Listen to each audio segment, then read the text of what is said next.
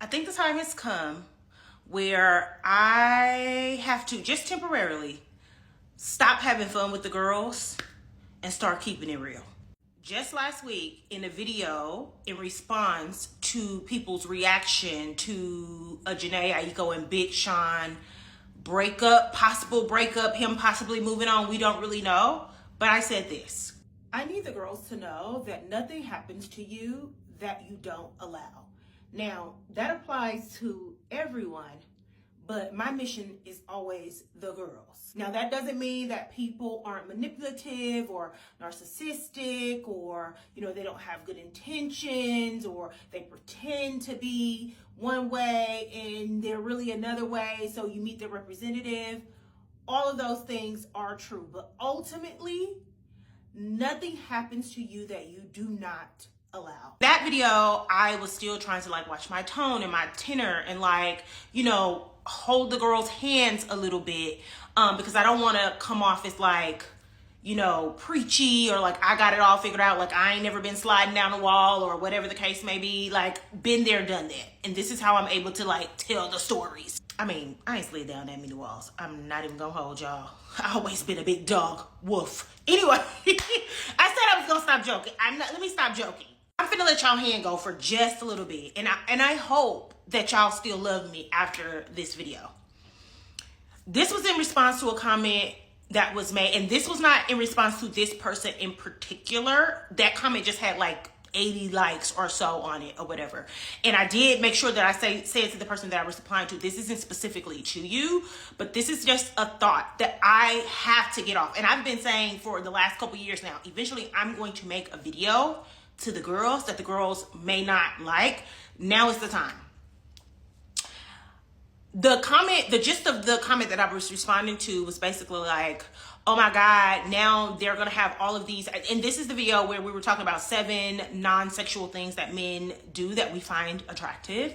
And so sort of the sentiment was, oh my God, now they're going to see this and they're going to just be performing. They have all these ideas to be performative. We're never going to be free. They. Right? And then somebody responded to it and was I was thinking the same thing. And like I said, it had all of these likes. There were other, which I'm going to try to tie this thought into. I don't know how, but hopefully we'll get there. There were other comments this is so Wattpad coded and da-da-da-da-da. And, it sounds made up. We'll get there, right? But back to this comment. I replied back to the comment where I said, I'm going to hold y'all hand. But like I said, I'm letting it go. Y'all gotta let go of the perpetual victimhood as it relates to dating and relationships with men. Y'all have to let it go. Like I said in that clip that I inserted from last week, yes, men lie. Yes, men can be manipulative. Yes to all of those things. And also, nothing can happen to you that you don't allow. Later on in that video, I go on to say, putting things like physical, emotional, financial abuse aside, the vast majority of you are allowing things to happen to you and then playing victim. If you know that men are manipulative, if you know that they're performative, if you know that they lie, if all of these talking points that people make about men, right, in general, if you know all of these things, if you have the playbook, how then are you continuously getting played? More often than not, the signs are there. You hear stories all the time where there was people will be there are no red flags, there were no red flags, then they tell the story and you girl, what the hell? And to be fair, there are instances where I feel you can miss the signs, or maybe the signs will go over your head, whatever the case may be. And then there are also instances where somebody's representative is really, really good. The person that they present to you is just really, really good. So I'm not saying you can't ever miss the signs. But more often than not, they be sitting right there in your face and you ignore them. You know why? This is kind of the mean part. Y'all are thirsty. Y'all are thirsty to be in relationships, right? And y'all don't spend enough time thinking about the experiences you want to have in the relationship, and too much time on the timeline of the relationship, what the details look like to other people, roles within the relationship, all of that shit. Most of which is built off of what you see people talking about on the internet. Even this video, even what I'm saying, right? And you don't spend enough time thinking about experiences and how you want to feel and, exist, what you want life to feel like, right? In a relationship. And not only do y'all not even think about like how you want to feel and the experiences you want to have in the relationship, y'all don't go out and have the experiences. Y'all rely on videos like this and other podcasts and talking points to build your thought process around how you should feel and experience in the experiences and stuff that you should have in relationships. I get on here and I say, young ladies, y'all need to be dating multiple men. You would think I'm telling y'all to lay down with every Tom, Dick, and Harry that you meet, when all I'm saying is you need to be having multiple experiences so that you can compare and contrast. You don't know what you like until you experience what you don't like. And you don't know what you don't like until something that you do like overshadows the thing that you don't like in the moment that it's happening. I'm finna go on a tangent. I train a supply chain process at my job where people go in and they buy, supplies, like do requisitions, right? And a feature within that process is this compare feature where, let's say you're going in to buy one thing, we have multiple of those things in the system. There's just a little compare button. You click that up, all the facts about that thing come up, right? The amount, the units, all of that type of stuff. And then you compare and contrast and you pick the one that you like. It is easier to compare these dating experiences when they are running at the same time. You're able to say, okay, I didn't like this, I didn't like how he did it, and then you put that shit in your notebook and you carry it on to the next one. But it's my personal opinion, when you are like, oh, I'm dating one person at a time, you're more likely to keep picking the same person over and over and over again.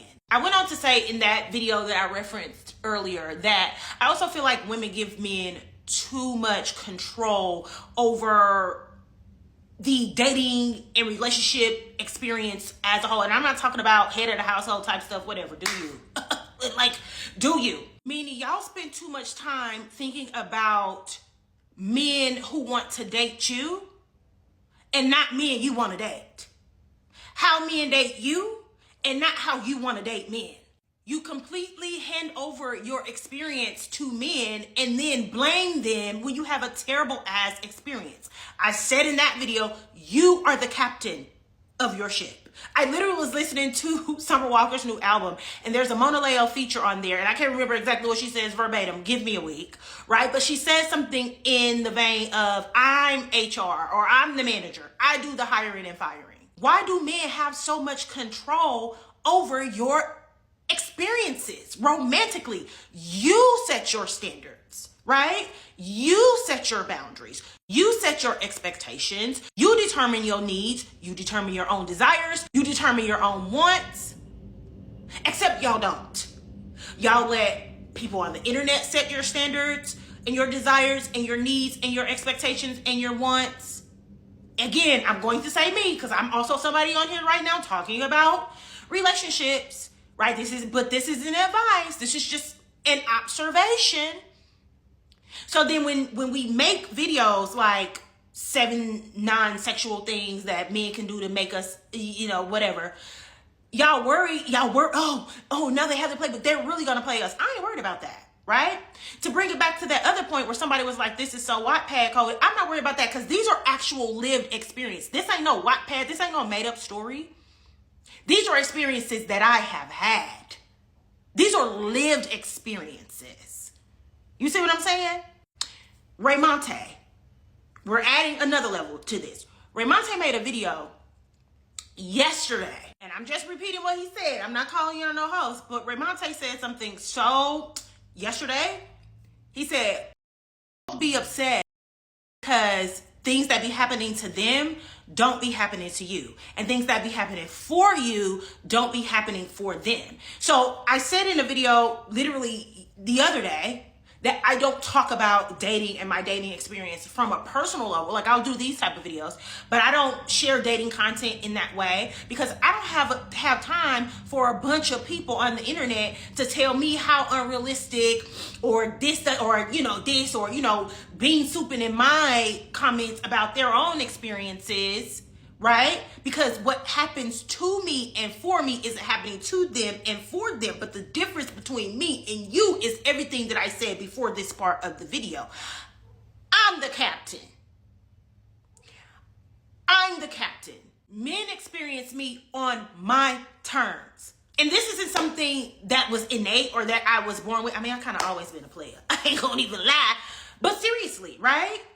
There have been times where I have been played and played with, right? But once I had that play in the playbook, I guarantee you it'll never happen to me again. Y'all are perpetual victims.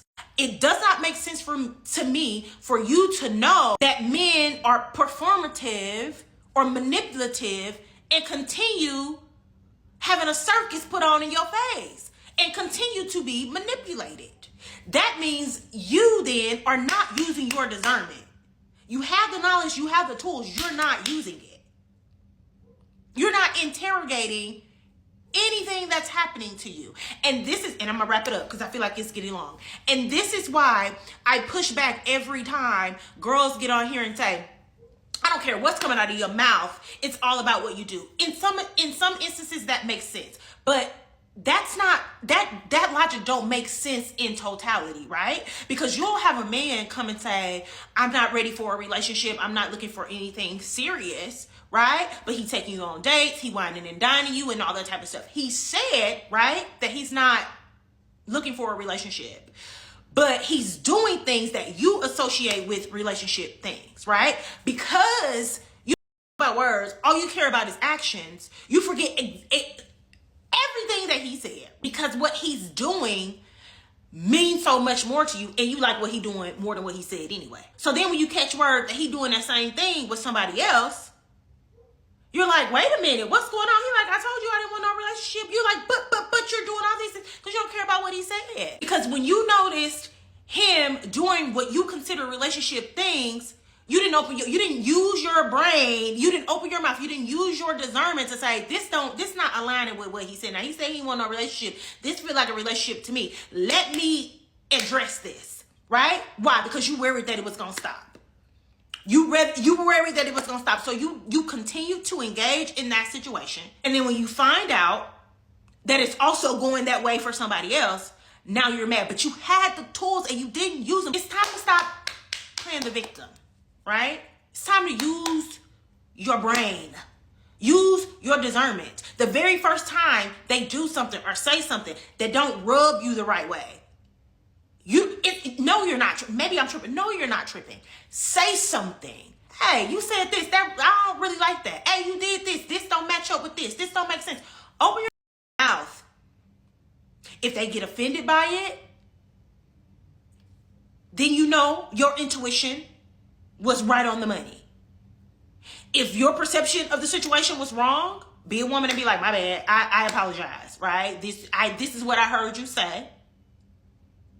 My bad. Because you won't always get it right. At the end of the day, the experiences that you have are on you. Get your in the driver's seat and drive that bitch. I completely agree with what she's saying. A lot of the things that happened in my early years of dating is because I didn't know no better. But now we got the internet. We got videos like this. We have so much knowledge present and available. You just got to take advantage of it. And also, you can't really play it by ear either, because every situation is different. Every person is different. But you know what to look out for, the red flags, right? But also, some things for people could be red flags. Some things for you could be green flags. I don't know. I think dating is something you have to be kind of calculating about at some point in your life. Like, it is fun, but you do have to be calculating at some points to realize what you want and what you don't want. For me, I give the people, when I am dating, I give a time frame. I know everybody's like, why are you timing? I give it a month. Let's see if we like each other. Let's see if we like each other's hobbies, how we speak to each other, how we show up for each other. And if it's just not meshing well, it's just not going to mesh well. To me, that's what I do. Because I can also see in a month if that mask is going to fall off. Because a lot of guys, newsflash, they're bad actors. You can find a lot about a guy if you just sit there and be quiet and let him talk. He'll talk himself right into walking off a cliff. You know what I mean? Oh my God, there's so many red flags. I went on so many dates. Oh, no. I think it really resonates with this time. You got to go after it if you want something. What you guys think about the story? Put it in the comment section below.